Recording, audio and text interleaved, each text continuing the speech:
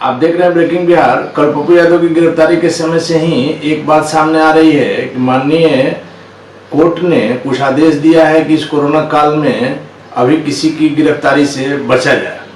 क्या है वो आदेश, क्या है वो बात, यही जानने के लिए हमने आज पटना हाई कोर्ट के अधिवक्ता विपिन कुमार से बात की।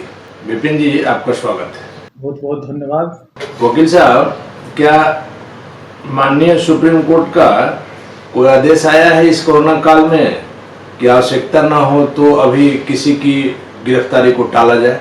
देखिए, सबसे पहले तो मैं आपको ये बता देना चाहता हूँ कि माननीय सर्वोच्च न्यायालय का आदेश को मैंने पढ़ा नहीं है, लेकिन जो सोशल मीडिया और समाचार पत्रों के माध्यम से मुझे जानकारी प्राप्त हुई है, उसके अनुसार माननीय सर्वोच्च न्यायालय ने ये कहा है कि जब तक बहुत ज़रूरी नहीं हो गिरफ्तारी को टाला जा सकता है।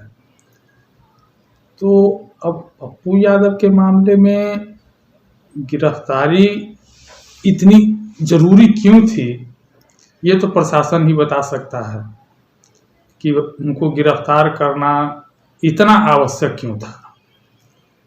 और जहाँ तक आदेश का उल्लंघन का सवाल उठता है, तो ये गिरफ्तारी क्यों हुई और ऐसी क्या आवश्यकता थी, इस आधार पर निर्भर करेगा कि माननीय सर्वोच्च न्यायालय के आदेश का उल्लंघन है या नहीं है। जिस तरह से कल पप्पू यादव की गिरफ्तारी हुई है, कानून इसको किस रूप में देखेगा? देखिए, कानून अपनी निर्धारित प्रक्रिया के अनुसार चलता है। वर्तमान जो स्थिति है पप्पू यादव की गिरफ्तारी को लेकर के, तो सबसे पहला प्रश्न ये उठता है कि 32 वर्ष पूर्व के मामले में वारंट कब से इशू था। यदि वारंट 10 साल, 20 साल, 25 साल पूर्व में निर्गत हुआ था, तो अब तक उसकी तामीला क्यों नहीं हो पाई? यह प्रश्न सीधे प्रशासन के ऊपर जाता है, क्योंकि पप्पू यादव कोई छुपे हुए व्यक्ति तो थे नहीं। वो विधानसभा का चुनाव लड़ रहे हैं और लोकसभा के चुनाव लड़ रहे हैं। हर स्थिति में, आपदा में वो लोगों के बीच रह रहे हैं। तो आखिर वो कौन सी स्थिति थी कि 25 वर्षों से 20 वर्षों से माननीय न्यायालय द्वारा निर्गत वारंट का तामिला प्राप्त नहीं हो पाया? ये तो प्रशासन के कार्यशैली पर प्रश्न खड़ा करता है। पप्पू यादव जिस तरह से कोरोना काल में लोगों की मदद कर रहे थे, क्या उनकी गिरफ्तारी को कोरोना काल तक, लॉकडाउन तक टाला नहीं जा सकता था? ऐसी क्या इमरजेंसी आ गई कि कल ही इस तरह से गिरफ्तार किया गया, वो भी काफी पुराने केस में? कहा जा रहा है कि वो 32 साल पुराना केस। देखिए, आपके इस सवाल पर लोगों का अपना अपना राय हो सकता है। वो लोगों की पृष्ठभूमि पर निर्भर करेगा।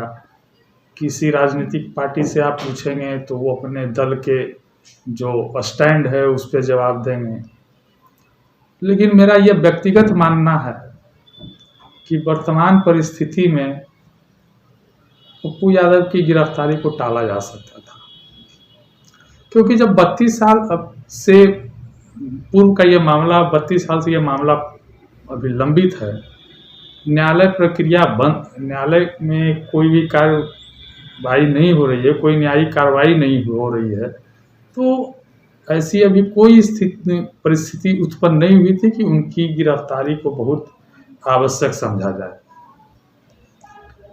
इस महामारी में वो तो ठीक है, लोगों का ये मानना है कि वो राजनीति कर रहे थे, ये उनका विचार है, लेकिन जो आम लोग हैं उनका मानना है कि ठीक है, वो राजनीति ही कर रहे थे, तो कम से कम 100-200 लोगों को उससे लाभ मिल रहा था। ऐसी राजनीति तो हर लोगों को करना चाहिए, बाकी सभी पार्टियां के भी लोग करें ऐसी राजनीति, और ये बिहार की जनता के लिए सौभाग्य की बात होगी कि सभी पार्टियां इस तरह से करेंगे राजनीति, तो और लोगों को फायदा होगा। भाई, किसी को कोई तो रोक नहीं रहा है। भाजपा वाले हैं, जदयू वाले हैं, कांग्रेस वाले हैं, जाप वाले हैं, हम वाले हैं, जिस भी पार्टी के लोग हैं, वो सभी लोग करें राजनीति इस तरह की। इससे आम बिहार की जनता को लाभ मिलेगा, बिहार की जनता उनको धन्यवाद करेगी। वकील साहब, तमाम जानकारी के लिए आपका बहुत बहुत धन्यवाद। धन्यवाद। आप देख रहे थे ब्रेकिंग बिहार। यदि अभी तक आपने हमारे चैनल को सब्सक्राइब नहीं किया है तो प्लीज सब्सक्राइब कर लें। फेसबुक और ट्विटर पर हमें फॉलो करें। खबरों के लिए बने रहें ब्रेकिंग बिहार।